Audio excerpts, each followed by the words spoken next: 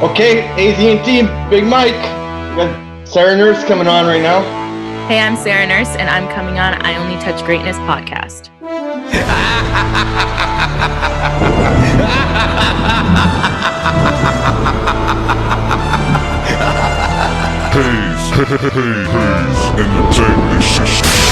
Ryan Hayes and Big Mike. Fun never stop. I Only Touch Greatness podcast. Forward number 20, Sarah Nurse. Keep putting us in.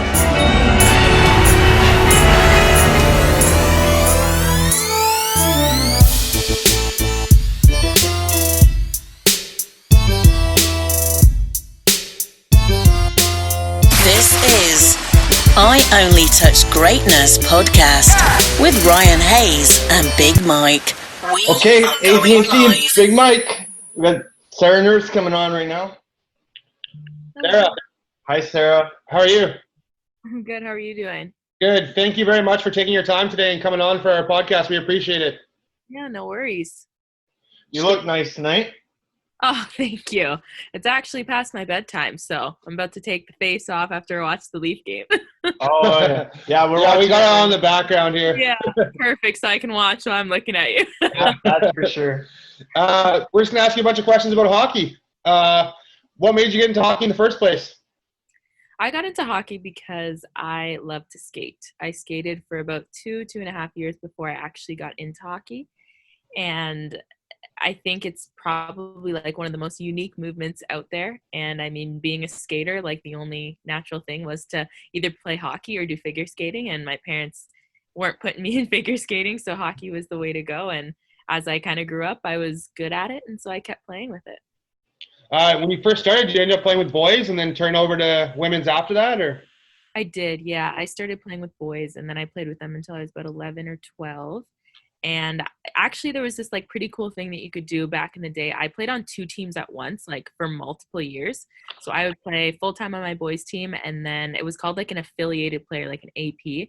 And Okay. I'd play with the girls for like half the time, whenever I could make it. So I would play like over 100 games a year, going back and forth between my boys and girls teams. So that was pretty cool. But yeah, I started with the boys. Okay. And what's your favorite jersey number and nickname?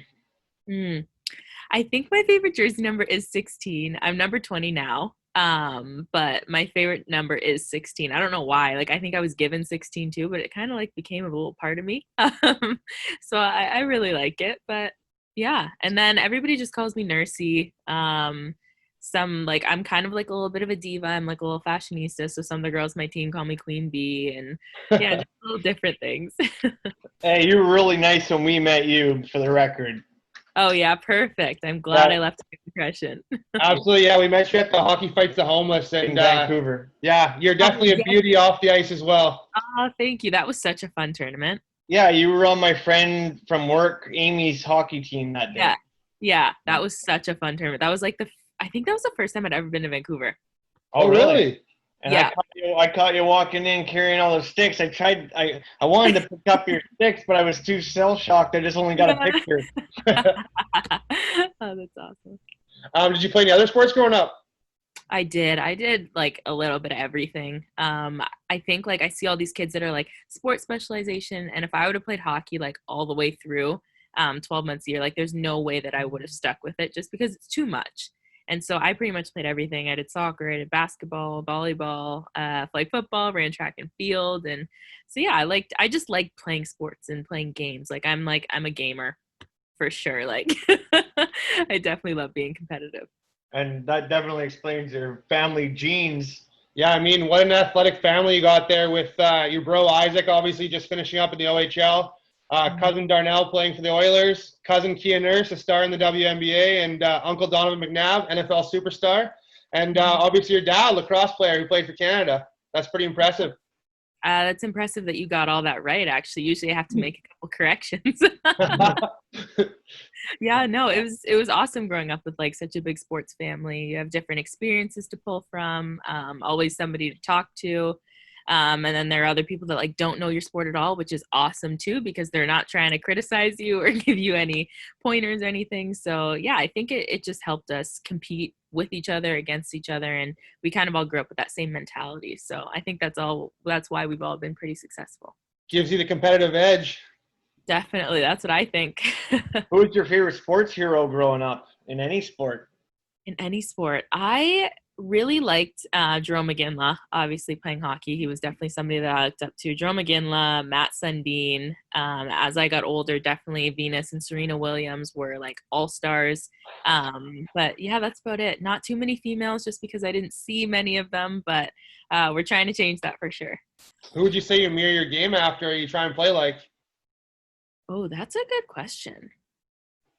I don't know. Like, I feel like me as a player, like I look at like skilled guys out there, like I look at like Mitch Marner and Austin Matthews, and I'm like, oh, like I want to be like that, but I don't think that I actually am. I think that I've been told a couple times that I play like Bergeron, I Okay. believe, and so that my game and his game are kind of similar. So I mean, that's a pretty big compliment, so I'll take it. Well, your Leafs just scored right now. I know, I just saw back Yeah. up by 2. Yeah. Do you have a favorite go-to Selly? Go-to Selly. I'm actually a terrible Selly, I guess, like absolutely brutal. I'm just like hands in the air, like yes. Sometimes I'm just like so shocked that it went in the net that I'm like, oh my goodness, that actually went in the net. No, I'm not a very good Sellyer, and my friends chirp me about it for sure. Oh, yeah. Do you have any pregame meals or rituals? I have I don't have superstitions. I more have like things that I do before every game. So like I guess I'm pretty ritualistic. Like I always get ready for games. Like I have like my full game day outfit, my game day makeup, everything like that. When we get to the rink, we play some spike ball. I do like my left skate before my right skate. I do like similar handshakes with different teammates of mine, and so it's pretty habitual, I guess. There you go. We like to hear those kind of stories. We've seen a few weird ones over all the interviews we've done. Yeah, we had one kid that puts his. But he's a superstar. Going to be a superstar. Yeah, he is going to be a superstar, but he puts his right leg pad on his left and his left on his right. And he's played like that since he was a kid, so he still does it. That has to be uncomfortable. Yeah. Has to be uncomfortable. Do you have a favorite sports movie? Favorite sports movie? I mean, like classic Mighty Ducks. Oh, yeah. Right? Like just absolutely classic. Like how can you not love D2? And, you know, I like that there are girls on that team too. Like that was cool growing up and like not seeing just the boys on the ice, but also like the girls and like the boys standing up for them and them excelling. And so that's a classic hockey movie. Absolutely. I love D2. D3 kind of dropped it a little bit, but the Right. D1 and D2 are Yeah. good. When they go to college, it kind of dropped the ball a little bit. I hear there's a new one coming out too. They were just recording out in Abbotsford like in the last 6 months or so. Yeah. Oh, that'll be interesting. I know. Maybe like all grown up or like Yeah, I don't know what they're gonna do. Yeah, the Charlie Conway is probably the coach now. Like Has to be. Yeah. and Gordon Has to be Bombay. fairly played in D2. Yeah, and then Gordon Bombay is probably the old guy that comes back around. And Yeah. Or the other way around, they got their new team taken over for True. the Mighty Ducks. Like, True. Like the Hawks. Let's get on to something better than that. Do you have any pump up music or go to music you listen to before the games? I'm more of like, I like music that I can like sing along to. So I'm not like headbanger, like EDM or anything, like dancehall, anything like that. Like I like things that I can just sing along to. So like if there's Beyonce rocking in the room, I'm cool with that. If Rihanna's playing, I'm cool with that. Like I just like to sing along and have a good time. Do you have a personal highlight or low light? For my career? Yeah, probably. I mean, like, obviously going to the Olympics was amazing. So that whole experience was awesome. I think I remember like my first time on the ice at the Olympics, we were doing warm-ups for our first game, and one of my teammates just looked at me and was like, as if we actually made it to the Olympics kind of thing. Just because everybody's journey is so different, and it was like, who would have ever thought that we'd make it here? So definitely going to the Olympics. But also like there were so many times that I wasn't chosen for teams, that I was like cut from Team Canada. Like the first time I ever tried out for Team Canada when I was 16, like I was cut. And so like I was like, oh God, this is the end of the world. I'm never going to play hockey again. But you know, it was just one setback, one little failure, and good things come out of those, and it's how you learn and how you grow. And so that was definitely kind of a low point in my career, but it turned out to be okay. No, and you take that moment when you've taken the loss and make it a positive is the best part of taking that. Definitely. You're obviously lucky enough to wear the Maple Leaf and represent Canada on numerous occasions, specifically at the Olympics in 2018, where you won silver. What was that feeling like? It was so cool. Like, just being there was obviously something that I wanted to do for years and years and years. And so actually getting to be there, sharing it with my teammates, some of my best friends, and also having my family come out was pretty special, because obviously they've done so much for me, sacrificed as much, if not more, than I had to kind of get there. So it was a pretty special feeling. And I mean, coming home with an Olympic medal, like, not everybody gets to go to the Olympics, let alone get a medal. So once I came home and I saw how proud everybody was of us and what we accomplished, it was pretty incredible, and it was definitely all worth it. Oh yeah, we love sitting on the couch and cheering you guys on. That's for sure. I'm glad. Hey, I know you've seen what's happening on the TV. You see what kind of beard Elliot Freeman's got going on lately? Oh yeah, he's looking grizzled. He That has looks to like add 5 pounds to him at least. Oh yeah. he looks like COVID. Yeah. Oh man. Did you ever get to play with the GOAT, Haley Wickenheiser? And what did you learn from her on and off the ice? I didn't actually get to play with her. I did maybe like 1 or 2 tryout camps with her. But she, after 2014 was kind of when I hit the scene, and that was when she was done. So I didn't have too much on ice experience with her. But I mean, off the ice, she's such an incredible leader. I think, not only in the hockey world, but you see what she's done with, the COVID and the pandemic, and how she's been a leader across Canada. And I think it's pretty incredible. And a lot of people can definitely learn from her. So, I mean, leadership, when you got it, you got it. And I think it transcends from sports and into life. And she's definitely got it. We've had on a couple of your other teammates in Haley Irwin, Rebecca Johnson, Brianne Jenner, Jamie Lee Rattray. They're all a bunch of beauties. Yeah, we had fun. It's awesome. And we've seen how far the game has gone. And then over the last 15 years, you watch how much people has happened. It's almost like the whole national Canadians women's team has that Wickenheiser stamp on it. It's just like she set the bar so high too. Absolutely. I mean, like, she'd been on the team for a couple, like 2 decades, I think. Yeah. At least, right? Like, she started playing on the team when she was like 15. So she's definitely had a huge impact on our entire program. And I mean, our program has been around, like, she's been around just as long as our program, pretty much, right? Yeah, that's pretty much exactly what you were saying. Mm-hmm. Taking back to your first goal in the Olympics, if you can remember it, and do you still have the puck? I do have the puck. Where it is, I'm not sure. We have like a shelf with like all our special pucks and our awards and achievements, so I bet it's there. But yeah, that goal, it was kind of funny because we were coming towards the end of a shift. Like, we'd probably been on the ice for 20 seconds. And like, for us at that time, like, we're at the fourth line, like, that was the end of our shift. And so I remember we crossed the red line and I had the puck and I heard my coach yelling, change, change, change. And so I was like, I got to get this puck in on net, get a whistle, and we got to get off the ice. And so I stepped across the blue line, took a couple strides and just shot.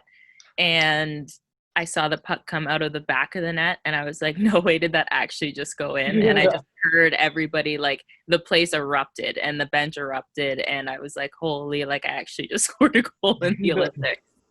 So it was definitely a cool moment. Absolutely. I couldn't imagine it. Obviously, CWHL is gone now, and there's a little news on the National Women's Hockey League.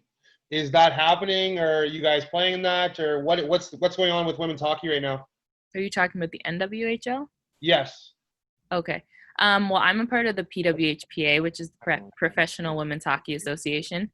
And basically what we want to do is, after the CWHL folded, we want better than what is available in women's hockey right now. There's no true professional league. Nobody's compensated professionally. There's no infrastructure, resources, staff in place that can provide us a professional setting like an NHL or a WNBA. And so that's what we ultimately want for ourselves and for the future of the game. The NWHL is kind of up and running. I mean, I've never played in that league. I don't have any affiliation with the league, but they have teams across North America. And I mean, they're providing females a chance to play hockey, and we think that's great. We want women to have opportunities to play hockey, but ultimately we want to create a true professional environment that we believe that our sport deserves. And I think you do. I definitely do agree with that. And you guys should be paid well too. I mean, it's not fair. Yeah, definitely. Yeah, Definitely. for sure. You the women's hockey is just as good. You guys are just as good. I agree. There's not anything that is anything different. I totally agree with that. No, I do. What was it like playing and being involved in the NHL AllStar Game? And what did you enjoy the most? That was like such an amazing experience.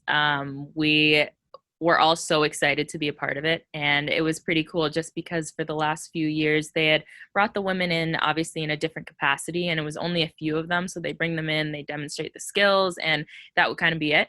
But for us, and with the CWHL folding, the NHL honestly was gracious enough to give us the platform that we needed, especially last year, because we didn't have an opportunity to show our game to a ton of people on a big stage like that. And so for the 20 of us to get to go into the NHL All-Star Weekend and be a part of that whole thing was amazing. Like, I remember when we stepped out onto the ice and they announced like the Eastern Conference All-Stars, the Western Conference, and then they announced like your women's All-Stars, and they said these are your 2020 NHL All-Stars. And it was like, these are like all of the best players in the world, male and female, who are on this ice right now.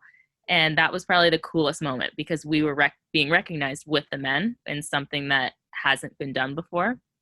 So that whole weekend was just absolutely amazing. We got to participate in a bunch of cool events, obviously got to meet the All-Star guys. And yeah, like we met a ton of cool people. You know, Gary Bettman spoke to us. We got to speak with Kim Davis, who's in Cohig. And so we got to meet a lot of great people who definitely want to see us succeed. Yeah, and it obviously helped beating the U.S. too. Absolutely. I think there was a lot of pride on the line for that one. And it's funny, we shared a dressing room, and as it got closer to the game, like we started being a little less friendly and a little more divided. We were pretty good throughout the weekend with each other, but as soon as like we were ready to go for the game, and then right after the game when we won, you could tell like we were trying to celebrate, and they looked a little crusty over there. So it was nice to get that win for sure. Yeah, that's what Rebecca was saying as well. Mm-hmm. Yeah, and the crowd too. Obviously, we're in St. Louis, and so the crowd was definitely on their side. And every time we get a goal, it would go silent in the room. And yeah, so it was nice to get that win on their home soil. I loved watching that. It made the All-Star Game way better, to be honest. Way better. That's what everybody said. The best All-Star game they've had in 20 years, I would say. Mm-hmm. Or more. Maybe since Nolan pointed and he scored the goal. Remember that? Yeah. Owen Nolan.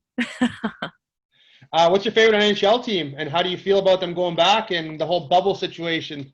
Mm-hmm. I mean, obviously, growing up in the GTA, like I'm a Leafs fan for sure. I definitely like that, you know, they have that young talent. They're on the up and up. They definitely have to clean up a little bit of the D zone, but I definitely think they have a ton of talent, ton of firepower. And if any year the Leafs are going to win, like why wouldn't it be 2020? But that's what we're saying too. That's what we're saying in Vancouver. In Vancouver, honestly, probably. Yeah. Vancouver versus the Leafs in the finals. Hey, that would be awesome because then a Canadian team's going to win for the first time since '93. Exactly. So you heard it here first. Yeah, right. But no, I think the bubble is awesome. I mean, you heard today, I think that they had no cases, positive cases, which is awesome. And I didn't expect anything less. I think the hockey guys are really, really taking it seriously. And the NHL is doing absolutely everything in their power to make health and safety at the forefront. And I think the bubble is great. You know, it has sports back for us. And so I definitely wish that we could be in a bubble, but I'm happy that we get to watch other people play in a bubble. Absolutely. What do you think Seattle getting a team and being named the Kraken? I think it's incredible. I think Seattle is going to be like a leader in the NHL in a lot of ways, for social impact, for social justice, for a whole bunch of things that they're doing in Seattle right now. I think it's pretty awesome. And I think a lot more things are going to come from that franchise. That's really, really exciting. The Kraken, I think, is a sweet name. Like I've never heard anything like that. And so I think it's pretty sweet. The colors are absolutely like out of this world. And so, man, I like it. yeah, I may be like a Seattle Kraken fan by 2021. It's only a 2-hour drive from Vancouver, so that's our new rival. Yeah, exactly. Yeah. What do you think makes a captain? Pardon? What do you think makes a good captain?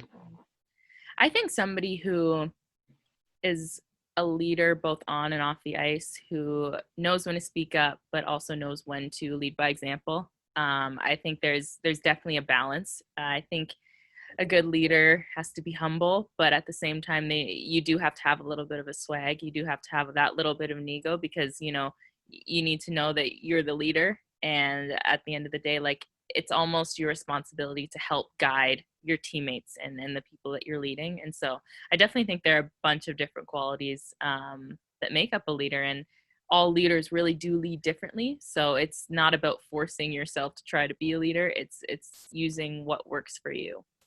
How do you tape your stick, and what color tape? Black tape all day. I actually, last year, it's funny, I was in like a rut, a slump, and so I just like changed my tape to white. I was just like, you know what, whatever, like I'm bored. It's the middle of the game. Somebody give me some tape and I'll tape my stick white. And every single person noticed. Like everybody noticed. Like I did a face-off against Pooh, and she was like, why is your stick tape white? And I was like, why is everybody so concerned about my stick tape? And so I think it threw people off their game, and I started scoring with it. But no, I'm definitely a black tape girl. And then I'm not too picky about my tape jobs, honestly. Like my dad taped my stick until I went to college because like I cannot be bothered with it. It's like a necessary evil, and I wish that I didn't have to do it. Hey, do you have a favorite road barn or dream arena to play in? Or the best one you've ever had? In university, I went to the University of Wisconsin, and so obviously that's my favorite rink to play in, the LeBron Arena. But my favorite road arena is actually, what's it called? The Ralph, I think it's called, in North Dakota. Okay.